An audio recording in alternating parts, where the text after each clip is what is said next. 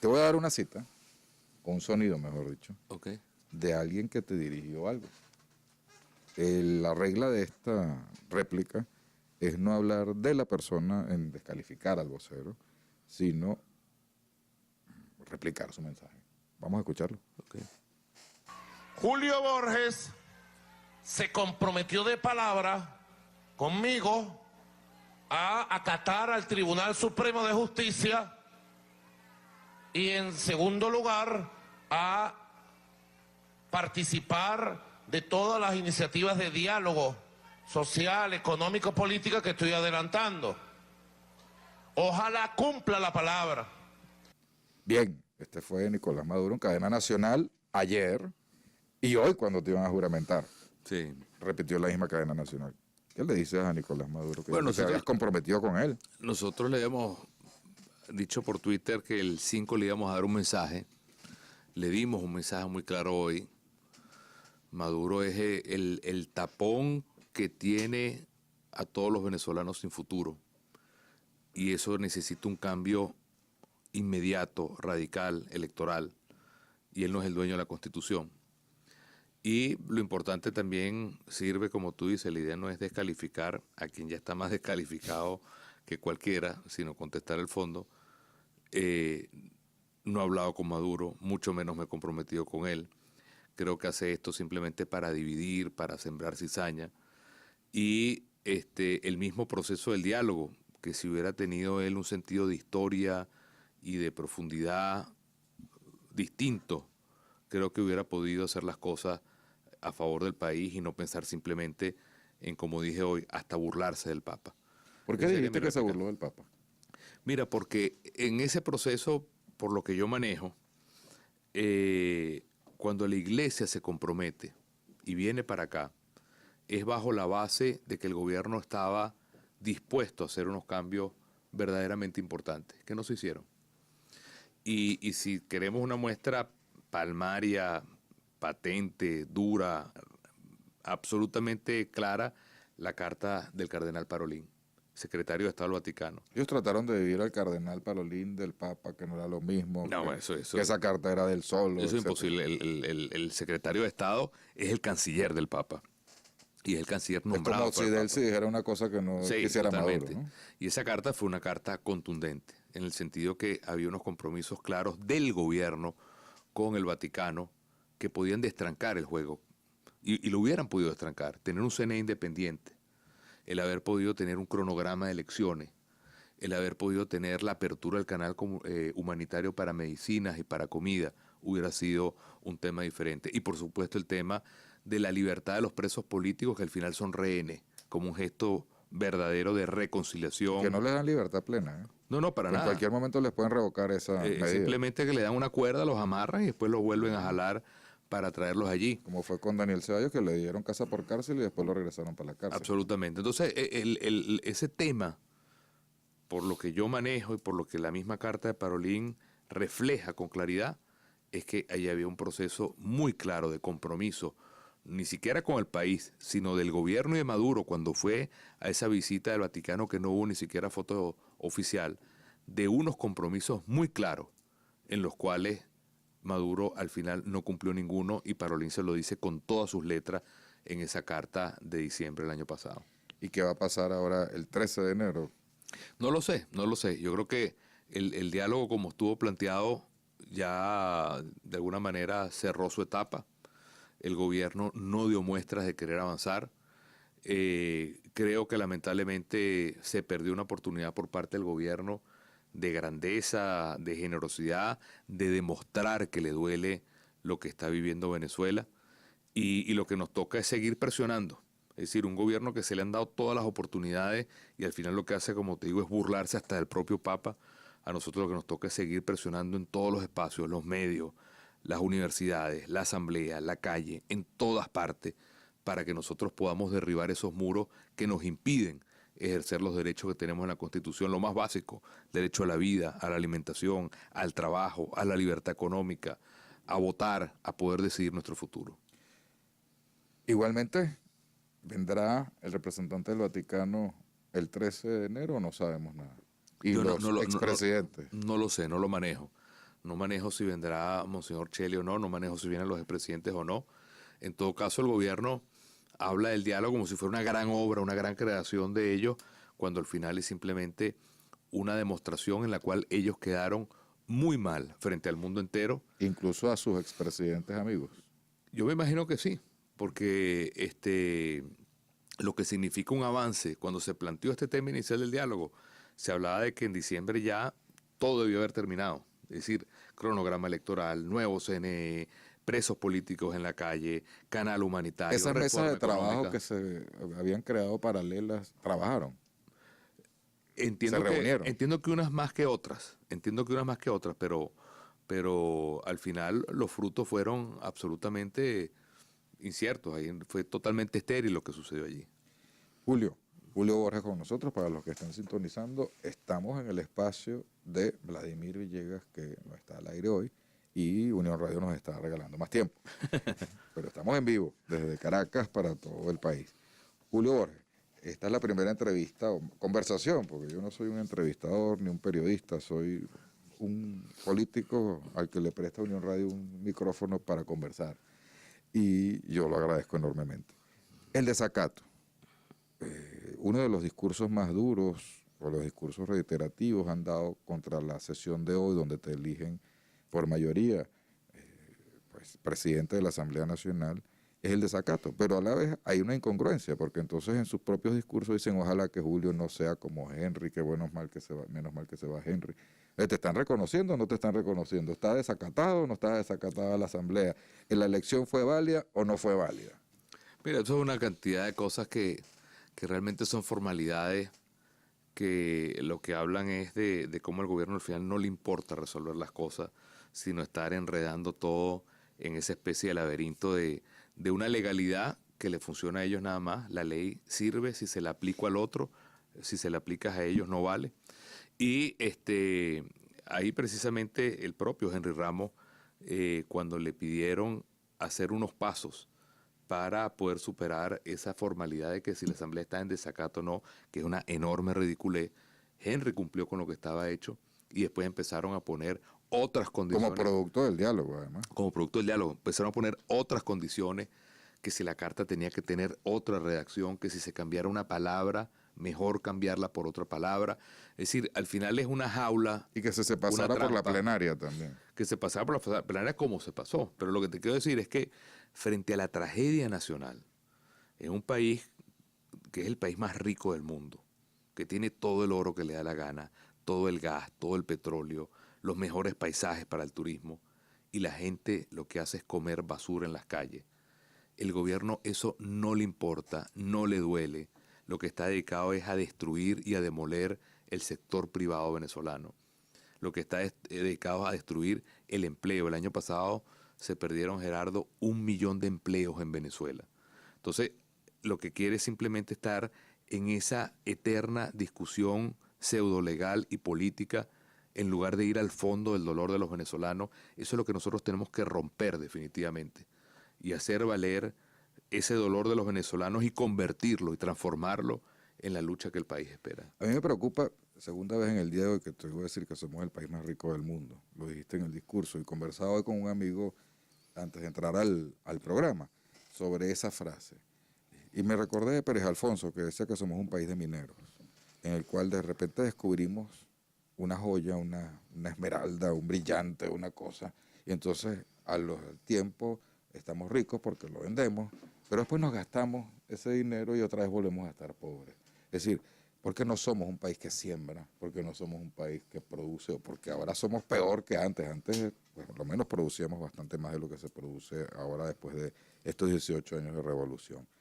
Entonces me preocupa que un dirigente como tú lo digas y no expliques que hay que producir también, que lo has dicho. Claro, claro. Pero que esa riqueza que está allí no es como para repartirnoslas en el botín y que todos somos ricos porque hay petróleo debajo sí, pero sino que hay que trabajar. Por supuesto hay que trabajarla, pero el contraste, Gerardo, de que este país que tiene las mayores reservas de petróleo y de gas del mundo y de oro del mundo, su pueblo tenga que comer basura en las calles, es algo que para mí no tiene explicación. Porque al final el gran problema ha sido el saqueo que ha habido en Venezuela. Por supuesto hay que trabajar y no se trata de vivir del maná, pero sino más bien, hasta como lo dije hoy, desmontar el petroestado corrupto e ir a una Venezuela productiva. Pero el saqueo ha sido tan grande que a esta Venezuela nuestra en los últimos años le ha llegado 1.000.000 de millones de dólares y hoy no tiene ni siquiera dinero para que la gente pueda comprar la medicina que necesita o la comida que necesita o el empresario pueda tener el dinero para producir. Los insumos para producir. Los insumos para producir. Y al final eso tiene dos responsables muy claros. El sistema que está hecho para destruir, para colonizar y para esclavizar. Y en segundo lugar, el saqueo nacional. El saqueo nacional donde todavía hay $1 a 4.000 bolos y otro $1 a 10 bolívares.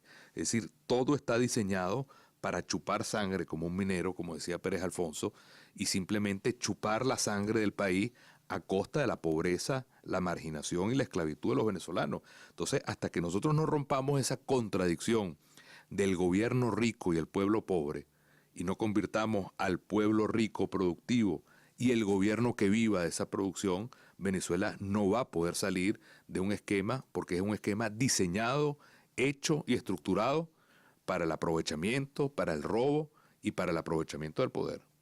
Yo escuché una declaración de Chuvo Torrealba en estos días, diciendo que habíamos fallado en la mesa porque no teníamos proyecto de país ni mensaje de construcción de país.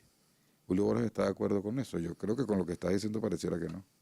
Yo creo que no. Yo creo que todos estamos muy de acuerdo en lo que significa si nosotros pudiéramos hacer una pizarra gigante de kilómetros y en esa pizarra gigante poner lo que nosotros como venezolanos queremos, estoy absolutamente convencido que es muchísimo más lo que nos une que lo que nos separa.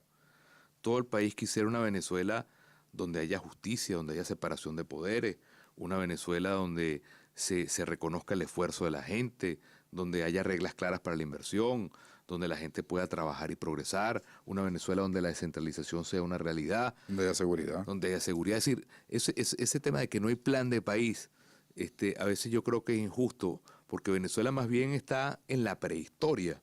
Es decir, los problemas de Venezuela son tan prehistóricos que es injusto decir que no hay plan de país. Venezuela tiene que ir al ABC democrático, separación de poderes, gobierno civil, derechos humanos básicos, elecciones.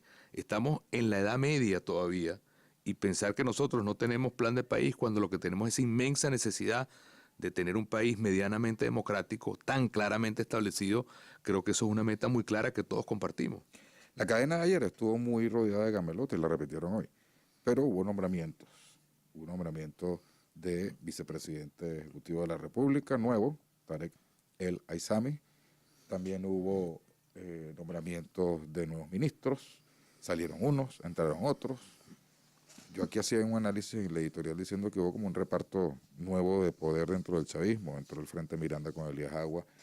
Llega Tarek, que la gente dice que está peleado con Diosdado, y lo que yo sé están muy junticos jugando, y que esa es parte de esa estrategia.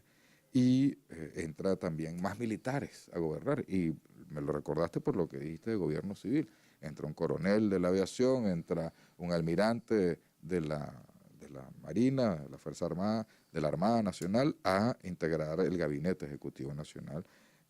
¿Cómo ves, Julio Borges, este cambio y este reparto interno del chavismo? Porque siempre hablamos, siempre tenemos el defecto, disculpa Julio, para terminar, de hablar de las desuniones nuestras, que a lo mejor es bueno hablarlas, pero nunca hablamos de cómo está el chavismo adentro. Mire, yo creo que eso es una realidad que los cambios de ayer hablan de un Maduro aislado que lo que hizo fue reforzarse con lo que es su grupo más Liga Socialista, con su grupo más Frente Francisco Miranda, con su grupo más procubano. Preocupantemente es así. Ahí no hay nadie de lo que es el proyecto original del 4 de febrero, eso me parece que han estado apartados. Y yo no lo llamaría nuevo gobierno, ni nuevo gabinete, ni nuevos nombramientos, lo que es un reciclaje como conocemos, lo que es más bien una rotación. Maduro ha tenido, Gerardo, en estos 3 años, 98 cambios de ministerios.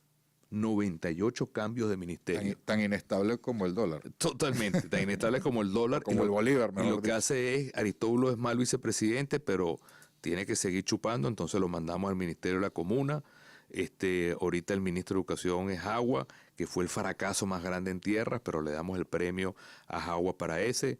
Aragua, que es el estado más peligroso y más inseguro y más anárquico del país, entonces lo nombramos vicepresidente.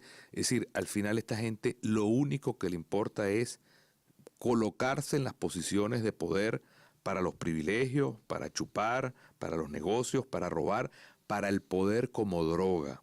Y eso lo tenemos que tener claro. Ahí no hay nadie pensando en el país, ahí no hay nadie pensando en políticas públicas, en cómo reformar la economía. Ramón Lobo, que lo acaban de poner ahorita, viene de la Asamblea Nacional como ministro de Finanzas, no tiene una idea ni moderna, ni clara, ni abierta del tema económico.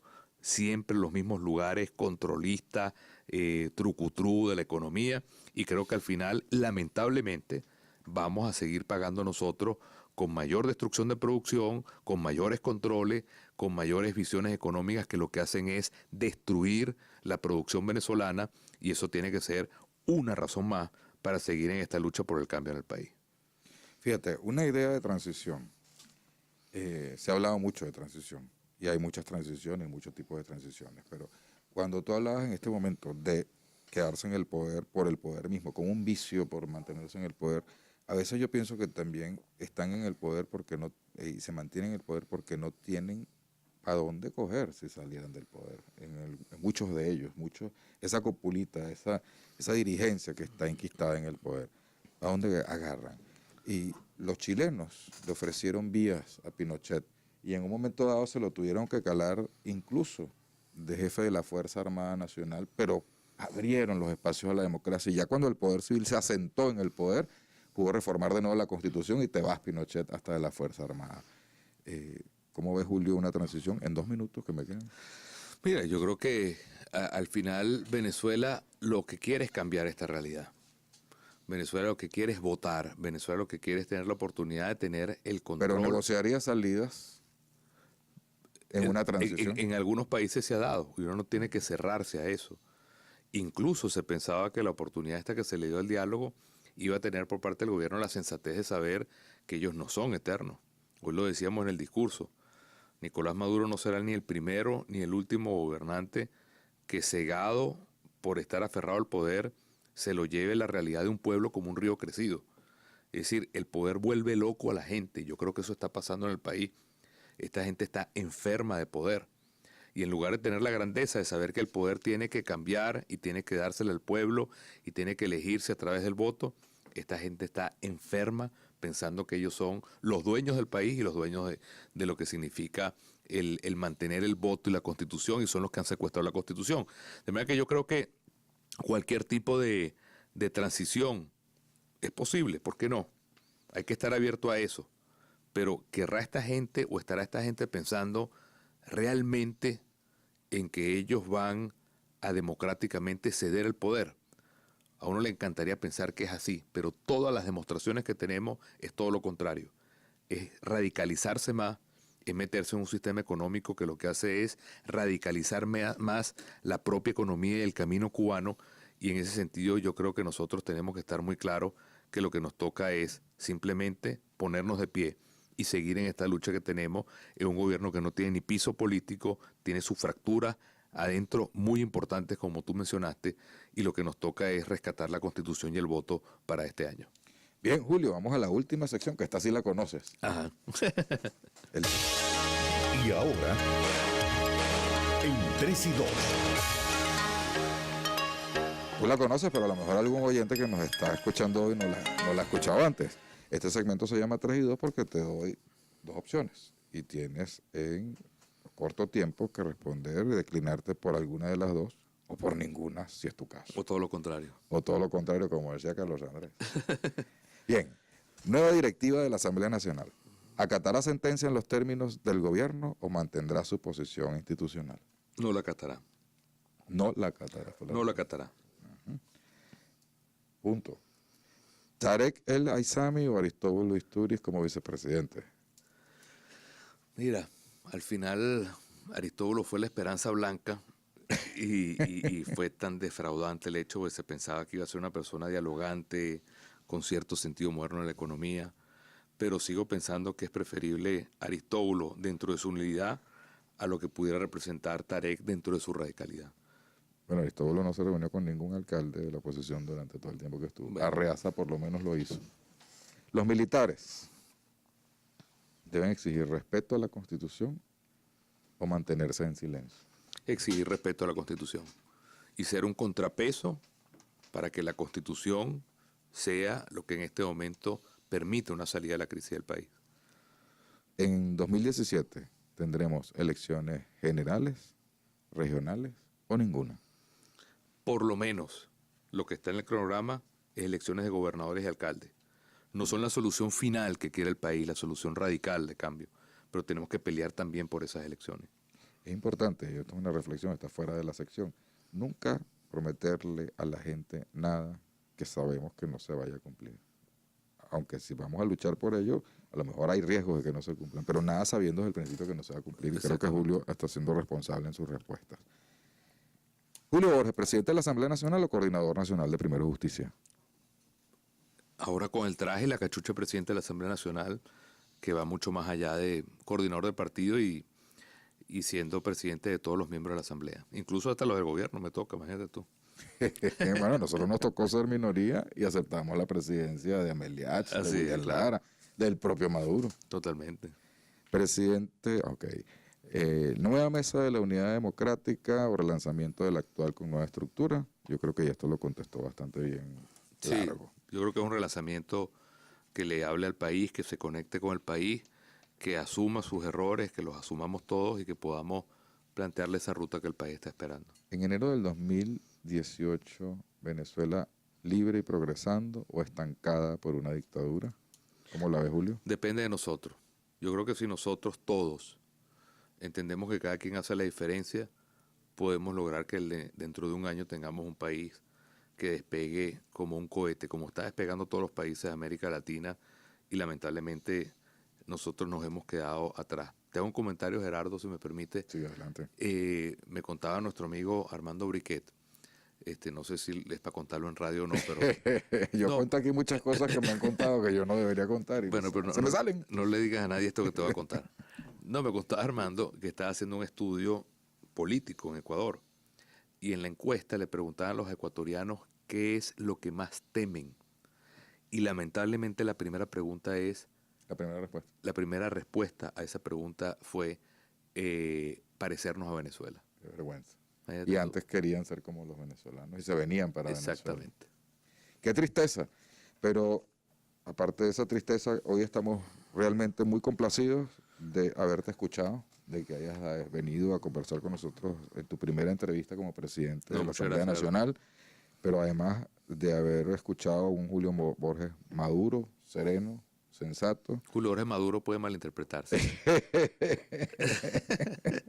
Quisiera Maduro.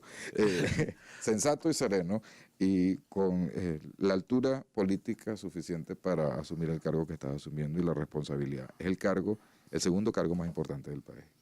Gracias, Estados Gerardo. Gracias Unidos. por esta invitación. Para mí es un honor estar acá. Y bueno, necesito la ayuda de muchos amigos como tú que están dedicados a pensar y a buscar soluciones. Y bueno, y a la orden del país. Sabiendo que esto es una tarea de todos, también me pongo a la orden de todos. Muchísimas gracias, Julio. Gracias, chamo. Bien, estuvimos trabajando para ustedes hoy en Contrapeso.